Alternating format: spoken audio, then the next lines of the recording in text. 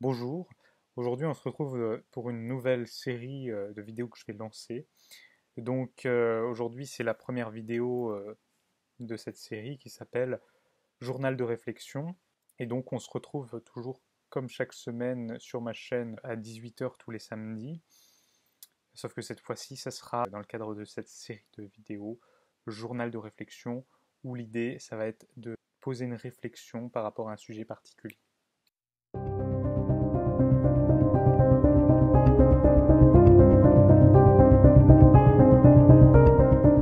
Le sujet du jour, c'est la personnalité fragmentée, issu donc du livre Le matériau de Seth, qui est un livre d'une médium qui s'appelle Jeanne Roberts, où dans ce livre, elle parle de Seth, Seth qui est une entité qui parle à travers elle et qui lui donne différents enseignements.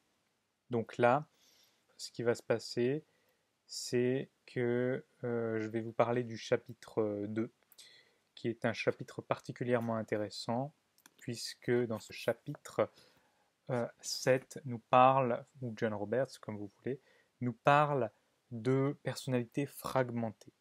Alors, si vous voulez, en psychologie, alors qu'on parle de transfert ou de projection de façon métaphorique, c'est-à-dire qu'on projette nos peurs hors de nous, mais voilà, c'est une image, c'est métaphorique, et bien dans ce livre, Jan Roberts nous parle de projection hors de nous, mais de façon littérale cette fois-ci, de façon concrète. C'est-à-dire qu'elle nous parle donc à travers la personnalité fragmentée, non pas d'un dédoublement, mais je dirais qu'une partie de notre personnalité peut se manifester de façon physique hors de nous.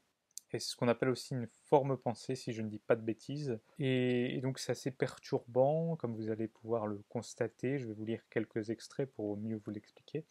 Mais l'idée, c'est que Seth explique à Jan Roberts, en parlant à travers elle, qu'à un moment donné dans sa vie, comme elle l'explique, elle a vécu ce phénomène d'extériorisation d'elle-même d'une partie de sa personnalité, et donc elle a rencontré un fragment de sa personnalité.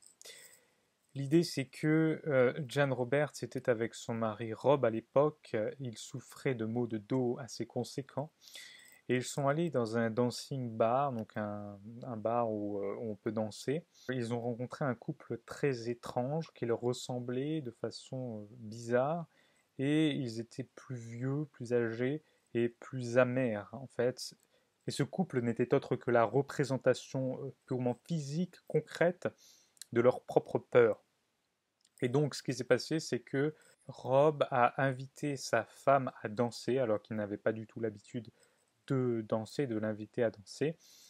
Et tous les deux, ils ont dansé toute la soirée. Et les maux de dos de Rob ont disparu miraculeusement. Et après, à la suite de cet événement, il n'avait plus du tout mal au dos. C'était thérapeutique. Et Jeanne Roberts explique que pendant qu'ils dansaient, elle a vu le couple disparaître, le couple bizarre, voilà, disparaître dans la foule, dans l'assemblée. Donc, qu'est-ce que ça veut dire tout ça? Je vais vous expliquer ça de façon plus concrète. Peut-être que vous n'avez pas forcément saisi l'enjeu euh, de tout ça.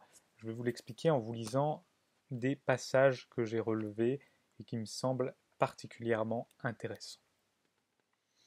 Donc, j'ai notamment relevé à la page 59 du livre ce passage. Les images représentaient l'apogée de nombreuses années d'expérience d'une tendance négative.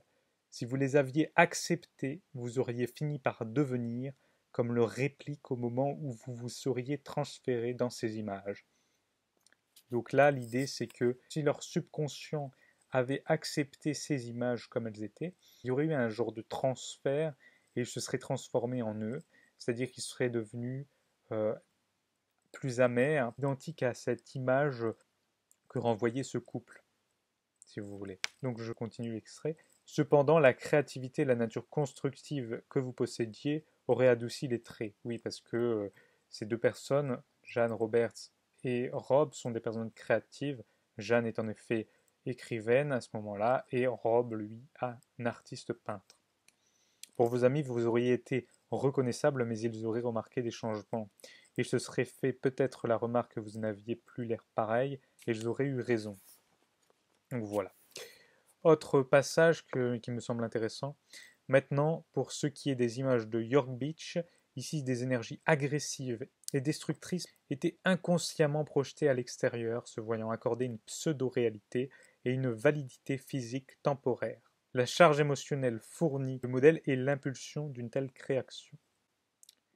Donc la création naît à partir d'une charge émotionnelle qui est souvent refoulée d'ailleurs au passage, et en fonction de l'extension de réalité physique qui doit être obtenue, le corps physique de celui qui en est à l'origine transfère ou transpose des portions de sa propre structure chimique. Pour cela, des protéines sont nécessaires et il y a une grande perte d'hydrates de carbone.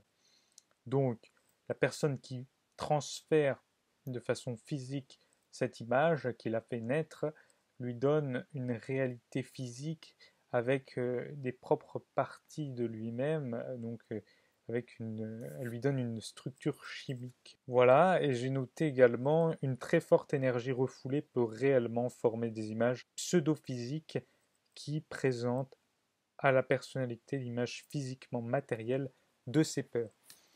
Donc voilà, ce livre atteste réellement des propos, c'est-à-dire que ce que dit Jan Roberts, ce qu'elle explique dans ce livre, elle dit que c'est vrai. En fait, c'est une médium, Jan Roberts, et tout ça, c'est le fruit de l'enseignement de cette entité qui parle à travers elle.